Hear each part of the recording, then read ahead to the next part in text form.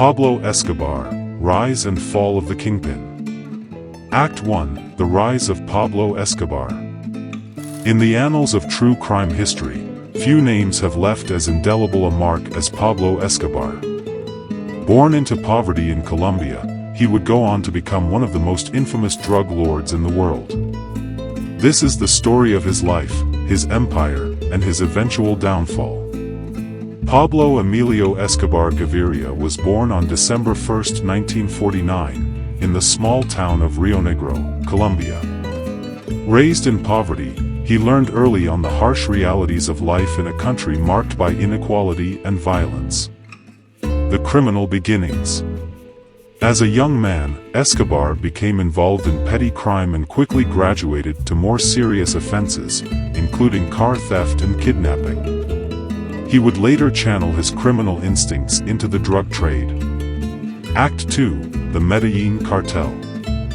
Escobar, along with his partners, formed the notorious Medellin cartel, which dominated the global cocaine trade.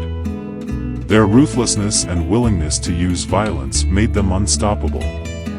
Escobar's empire brought unimaginable wealth, allowing him to build opulent mansions, including his famous Hacienda Nápoles, complete with a private zoo, airstrip, and even a personal army.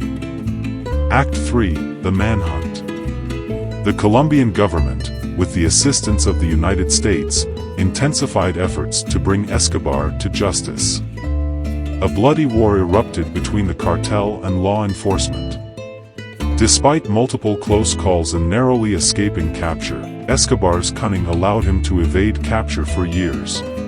After accepting a deal with the government, Escobar's influence allowed him to design and build the prison to his liking, complete with amenities such as a soccer field, bar, jacuzzi, and even a waterfall.